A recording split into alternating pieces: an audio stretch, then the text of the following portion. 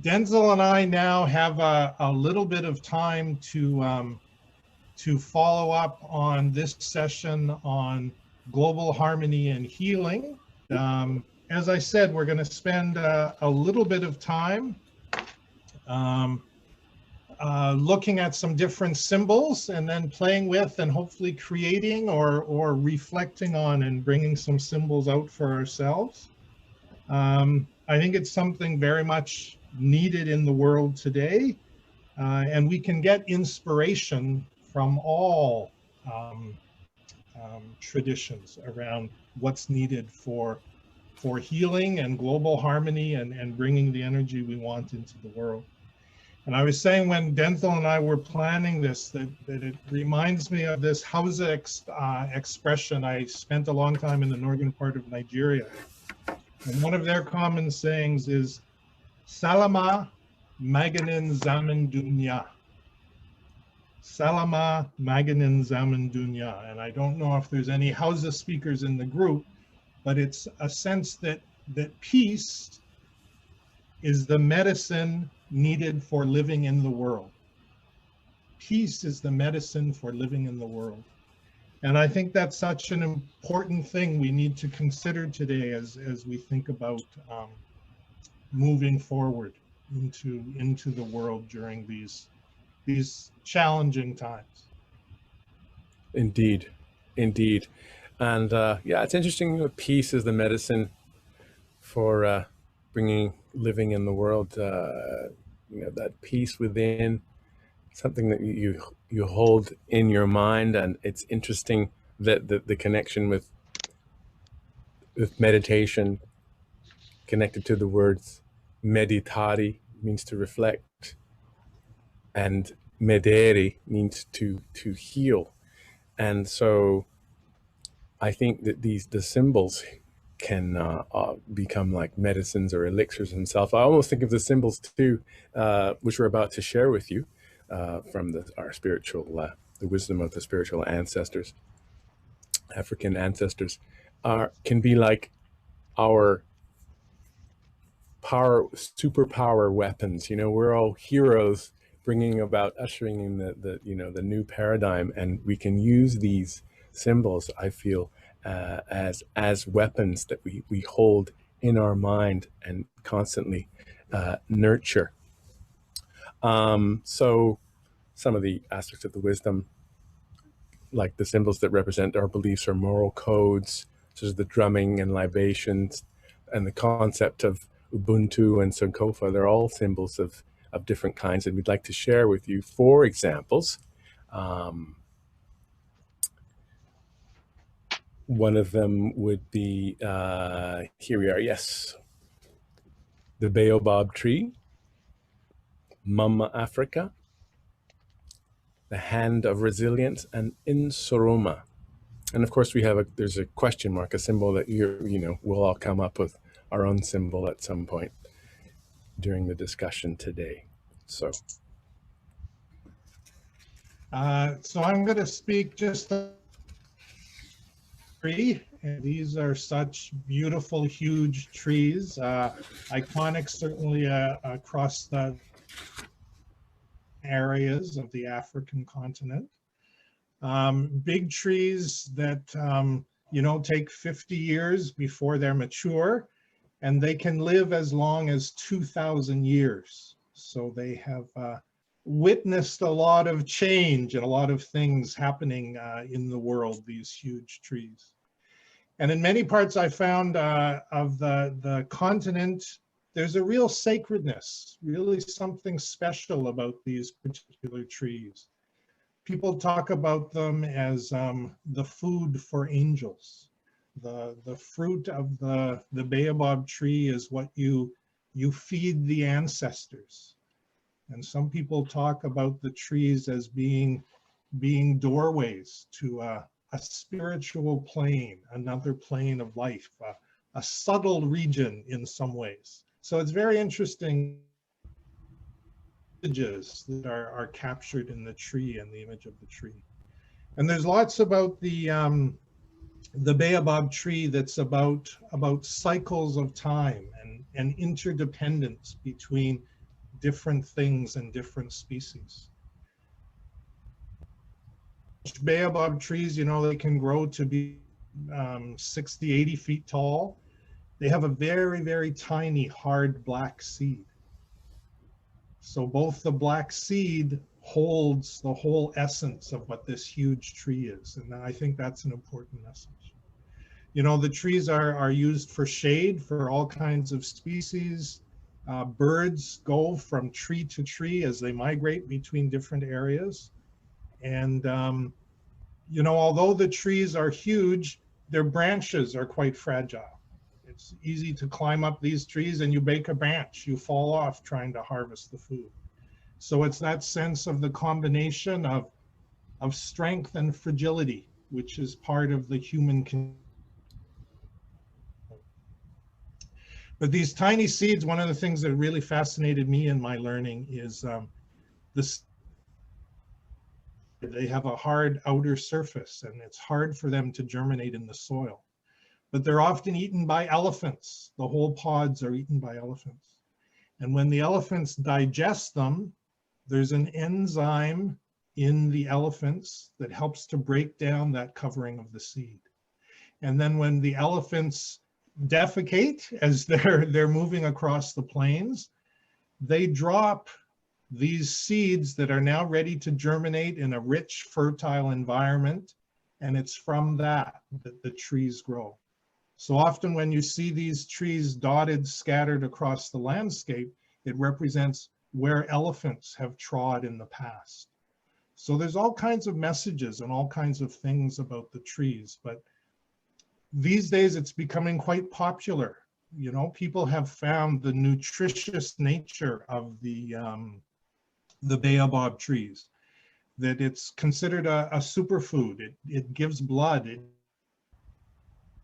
And often it's in the lean season in many places before you're able to harvest a new crop where there might not be a lot of food available, that you can still get this nutritious food from the baobab tree. So lots of interdependence with this tree.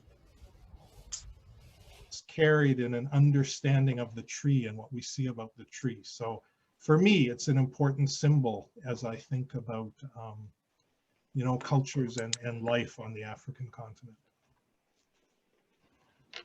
Denzal, do you want to speak about Mama Africa? I do. I do want to speak about Mama Africa, but one of the things I really enjoyed, you know, the baobab tree and its seed and the elephant. It's sort of a, you know, there's some benefit of addressing the elephant in the room. Something will spring forth of benefit when we're sort of, this is the time we're truly addressing the elephant in the room, as it were. But of course, one of the strong symbols that comes to mind is Mama Africa. Of course, Africa has always, you know, been referred to as the motherland or the cradle of civilization. You know, who best cradles the creation than mom, you know, Mama, and just the sense of roots. The connections to think of all of the offspring all over the world and as we were sharing, some of you were sharing earlier that longing, Amma, and both you and David were talking about touching the earth when you got there, that sense of being a grounding. Also the think about the care and the respect, the strength, the perseverance of Mother Nature, always giving, never taking, and enduring, and is always there in spite of the children's misbehavior, if you will, and always this concern for not only now, but as Amma shared, for the future, the 7 generations to come. So there's always that, whatever I'm doing now, it bears fruit for the future. And also, I think a very important aspect is just the time now, we have come into an extreme imbalance of the energies of the masculine and feminine energy. And that feminine energy is, to me, I feel is a energy that sustains, that holds things. And we're coming back to that place, and bringing us back to wholeness. And I think just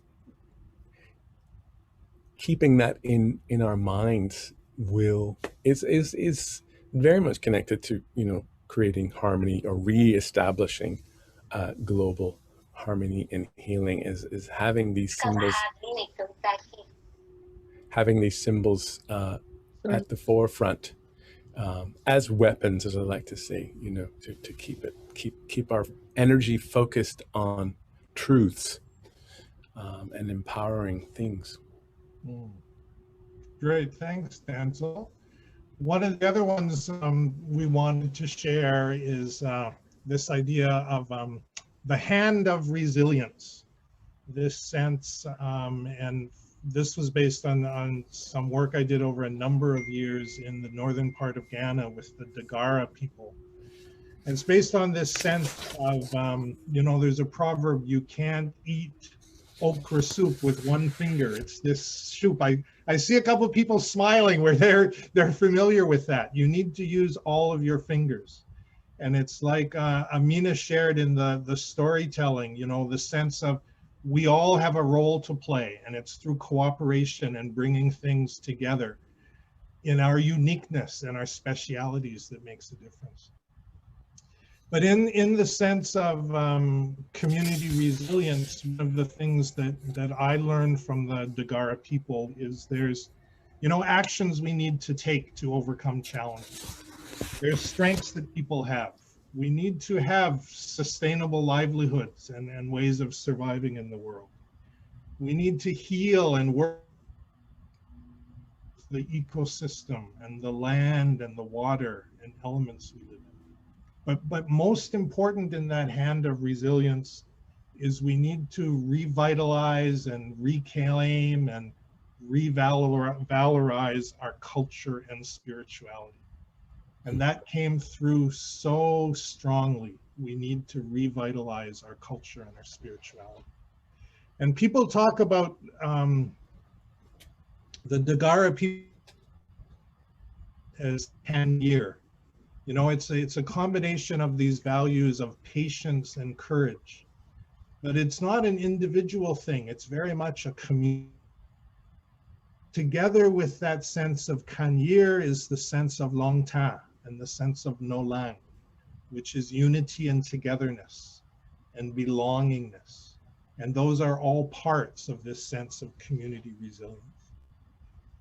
But like in many, I think, African traditions and African spirituality, spirituality is a moral code. It's behavior and right behavior that we have in the world. So one of the phrases from in Dagare is Lib fo manga. You need to change yourself to get out of difficulty. You're always encouraged to think about the changes you can make in yourself to get out of difficulties. And that's part of Kanyir. We each have our part to play in history. We have a part to play with our ancestors and the other spiritual or mysterious forces of nature. And that's a reciprocal relationship with the earth. And that's all part of this idea of Kanyir that's captured in the hand that we can use in many ways, but recognize it as interdependence and the belongingness and the moral code, the actions we take in the world. So that's an interesting symbol we wanted to share on community resilience. We also wanted to look at these ones. So maybe Denzal, you can speak briefly about these. Well, but David, you speak so well. I love listening to you speak. I sit here all day. You can listen. But I love that back to, the Kanye, that aspect. And sometimes it's a tough pill to swallow, like the responsibility is upon oneself to change the inner world, and that will affect the outer world. So anyway, here we are with in Soroma, a wonderful symbol here. It's an Adinkra symbol. My Adinkra is rusty. A lot of my other languages are rusty. It's been a while since I've lived over there. But my illumination simply is a reflection of the Supreme. And then Ngosi is the Ibu name. God showers blessings on you. And Ulufemi, Yoruba name, it is certain God loves you.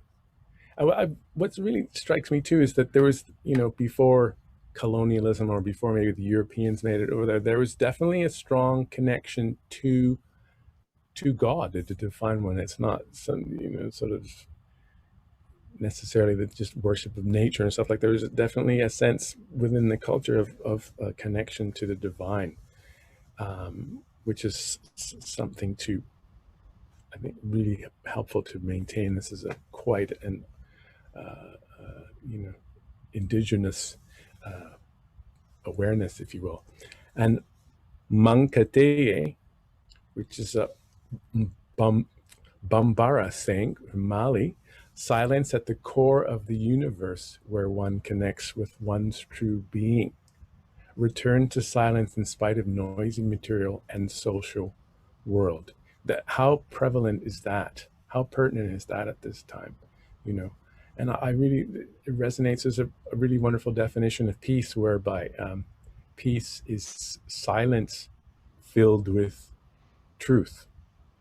So if when I have a wholesome awareness of who I am, it can invoke a deep silence of, this is who I am, and I can focus on that. And then Usan Luana is a Xhosa saying, South Africa. Travel deep within for healing and understanding, connecting with self, others, and God. So, that's such a beautiful, think if you go back to overstanding, we should almost go to, now we need to go to Uber standing, and so we can get that. And, mom and dad, the original single parent, mom and dad up there, over connecting to that energy, and spreading that energy, that awareness. This is really an auspicious time that we're in, and these symbols, I feel, again, they're like weapons that we can embrace, or those invisible beads that you turn around, just things that you reflect on, and change your inner world, and therefore how you respond to the outer world. Great. All for free. Great. Thank you, Denzal. Thank you, Dave. Well, those are just four symbols we wanted to share, and we've heard other kinds of symbols through our discussions today. And we now want to ask you a little bit about what is a symbol, or what is something symbolic for you that represents African wisdom, traditional wisdom that supports you on your spiritual journey. What other things hold symbolic significance from African or Caribbean wisdom or diasporic wisdom that you relate to healing and harmony, that supports you in your spiritual journey? And to think about choosing 3 of those symbols and sharing them in your small group.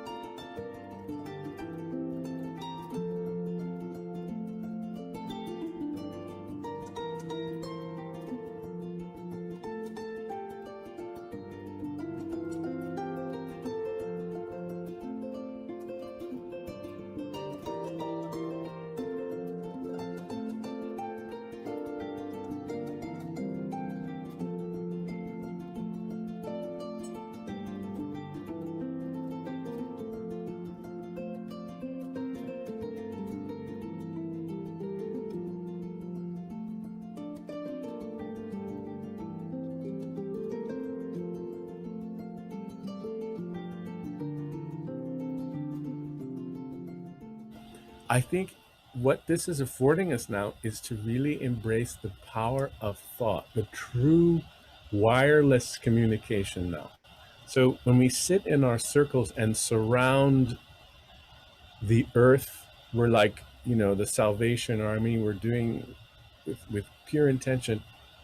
We don't, it's almost, we're going beyond words now. It's the vibration. Because you and I can be talking and you're like, I'm saying one thing and you're like, I don't think so, right? We pick up on each other's vibrations. So our intention, our thoughts can, if we send the thoughts out there, people will respond. Souls will respond to that. And so we won't even necessarily know who it is we're touching. But just if we sit together with, hold that thought, that it's like strength in numbers, right? This is the spiritual mob mentality, we just send out Great. this vibe. Yeah. Thank you, Denzal. Yeah. I just put up on the screen where we're going to move into our next session, but I wanted to share this website with people because from it we have a special gift for everyone today. You can go to this website. There's a special blessing from African wisdom from the ancestors for each of you. If you go to that website, you'll see this page. It's a virtual deck of cards, of ancestor wisdom cards, and you can click and choose a card for today. Maybe Denzal, can you choose a card just to help us wrap up this session, and then people Absolutely. can get their own at a later time. Absolutely. So a bit of a, so I'll tell you when to stop. Yeah. And now.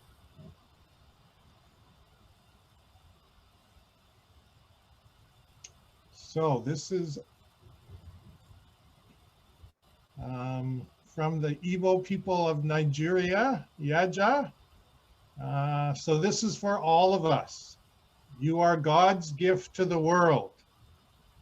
Your joy and lightness is an inspiration to all. You bring happiness to others simply by being who you are. Yeah. Yay, team. How perfect is this, huh? Woohoo. Yeah. Perfect. So any final words, Denzal? And then we're going to have a very special offering from Amasade. I believe we said it all. I think I'd just like to hand over. It's been an absolute pleasure and honor to be breaking this new ground today. I really feel that this is an auspicious day, and already the reverberations are making their way out there, and it'll be fun to see the points of reference or the indicators that come back, the feedback that we'll get, from synchronistic moments in our lives that will resonate with what happened today. So great. enjoy. So if we can